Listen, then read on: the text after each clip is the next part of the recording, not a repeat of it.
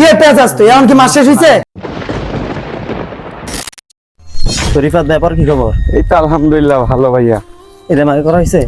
ভাই এই যে হালকা পাতলা কিছু করছি। তাহলে ঈদের জামাত কোথায় করবা?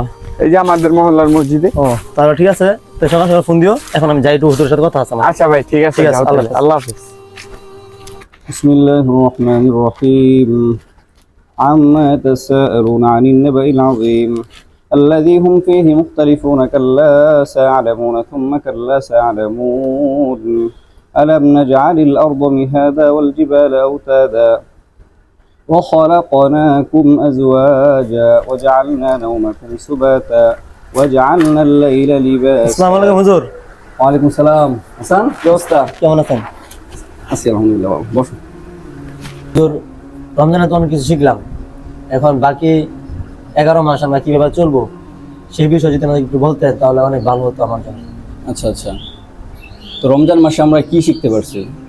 নামাজ, রোজা, হজ, যাকাত, আর বিশেষ করে অন্যের হক না মেরে খাওয়া, কারোর সাথে খারাপ ব্যবহার না করা, কারোর প্রতি জুলুম না করা, আর যে জায়গায় দেখবো অন্যায় হচ্ছে ওই জায়গায় প্রতিবাদ করবো অন্যায়ের।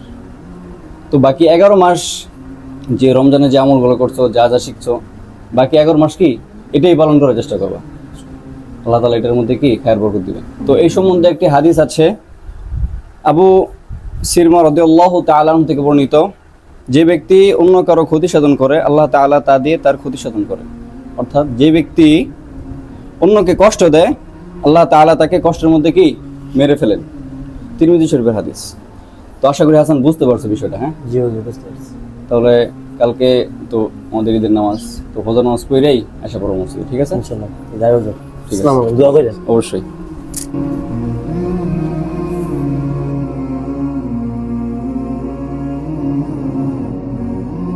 আল্লাহ রে আল্লাহ, রোজার দিন কি রোদটা পড়ছে রে।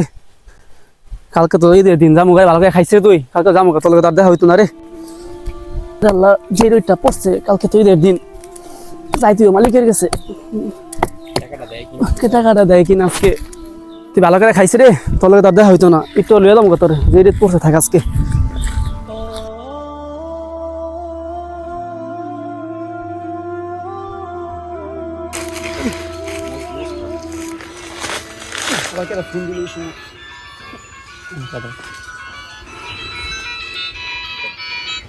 আল্লাহ রে, ভাইতে ফোন দিছে, কি বেন কইব।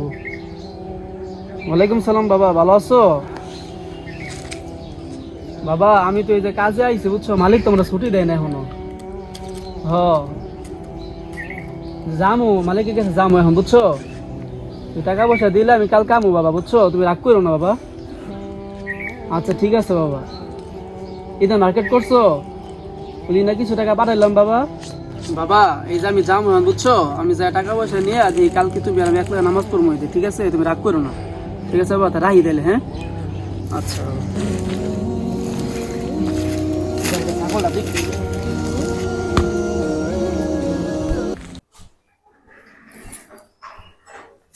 কি রে পোলাপান্ডি গেছে কই বুঝলাম না। কাজ কামের কোনো খবর টবর নাই, কোনো কাজ কাম নাই, কোনো। রফিকে গেছে কই রে? রফিক কই গেছে? সালাম আলাইকুম স্যার। দিগা বলুন স্যার। স্যার বলুন স্যার। কামের সময় একটা পাওয়া যায় না, কিছু না। কি কামটা করছো সারাদিন? খালি কি ঘুরোস নাকি? দাঁড়া দেখি কেডা। হ্যালো, হ্যাঁ কি খবর? দক্ষিণ পাড়ার জমিটার খবর কি?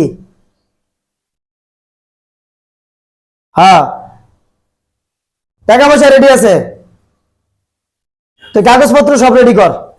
কাগজপত্র রেডি কর, আমি এক্ষুনি আইতেছি, আমি বেরোইছি। হ্যাঁ হ্যাঁ হ্যাঁ, এটা আমার লাগবে যে কোনো মূল্যে, টাকা যত লাগে টাকা দিব। ঠিক আছে, কাগজপত্র রেডি কর, এক্ষুনি আইতেছি। ওকে ওকে ওকে। সকাল থেকে কি কাজ কাম করছস? স্যার ওই যে উপরে কাজ করছি স্যার, ঘর বাড়ি পরিষ্কার করছি স্যার, তারপর যে গরু আর ছাগল স্যার ওই যে মাঠে করছি, তারপর খাওয়াই মাত্র আইলাম। গরুর কি পানি খাওয়াইছস ঠিক মতো? খাওয়াইছি। ছাগলটা খাওয়াইছস? খাওয়াইছি। বান্ধবস ঠিক মতো? স্যার বাইনা ছিল। ঘাস টাস কাটছস? স্যার একটা কথা কইতাম। বেটা কথা কত পরে ক, আগে যা মূল্য দোকান তো যা 2000 টাকা লয়েগা। একটা ফোন আইছে, ফোনের মাঝখানে কথা কর। যা তাড়াতাড়ি যা। আরে এই সময় আবার কেডা টেয়াটা বাড়াইলো? এটা তো ভাই সাড়ে পাঠাইছিল কেন 2000 টাকা আসসালামু পাইলো স্যার। আলাইকুম ওয়ালাইকুম রফিক সালাম। মিয়া, কি অবস্থা তোমার? এই তো আলহামদুলিল্লাহ ভালো কেন আছে ভাই যাও না আজকে সানরাইজ? কি গো ভাই স্যার তো টাকা পয়সা দেয় নাই, বোনাস তো দেই নাই গা। তোমার সারা তো একটু কাইষ্টা মানুষ, এটা সবাই জানে এলাকার, বুঝছো না? আচ্ছা টেহা একটা আইছে, লাস্টের নাম্বার কি? কোন সাইট? হ্যাঁ ঠিক আছে, 59 স্যারে কইলো। হ্যাঁ আইছে। এত টাকা পয়সা দেয় কি করবো যদি তোমার টাকা পয়সা না দেয় ঠিক মতো? ওই ও বেতন টেতন নিয়া, বুঝছো, বেতন লইয়া বাইর যাও গা। দেও যে কাজটা লোক মনে হয় টাকা দিব কিনা, কই ও যে 2000 বাড়াইছে কেডা জানি। ঠিক আছে ভাই। ঠিক আছে যাই ভাই, আসসালামু আলাইকুম। ওকে, ভালো থাকো। আচ্ছা ভাই। স্যার আছে কোনি লাগবো, গতবার ওই পোলা বাদন গীত করতে হয়, এবার ঈদ করুন লাগবো।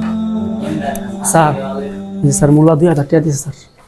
স্যার একটা কথা বলতাম স্যার, ঈদ পায় বলুন স্যার, ওই পোলা বান বাসায় আছে না খাই দিচ্ছে স্যার, আমার ঠিক ঈদে মার্কেটও করতেই নাই, ঈদে বাজারও করতেই নাই স্যার। বেতনটা যদি বোনাসা দিতেন স্যার, বাসায় যেতাম, ওকে টিয়া পয়সা দিয়ে স্যার।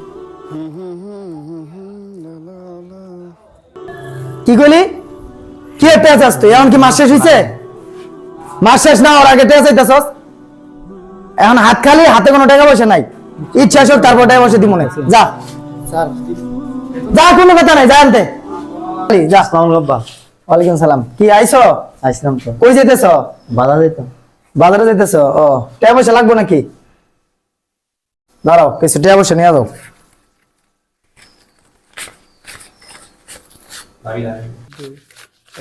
আব্বা তুমি আমার না চাইতে 5000 টাকা দিয়ে দিলা।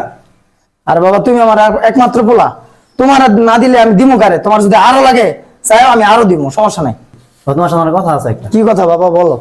এই যে আমার টাকা না চাইতে তুমি 5000 টাকা দিলা, ঈদের মায়ের কই দিছো, তুমি মারে করছো, ঠিক আছে? এখন এই যে আমাদের রবি চাচা, সে তোমার আমাদের বাসায় থাকে, আমাদের বাসায় দেখাশোনা করে, গরু ছাগল আছে তা দেখাশোনা করে, এই রোদে খাটে পুরা মাস, আমাদের বাসায় খাটে, অন্য কোথাও তো যায় না, ঠিক না?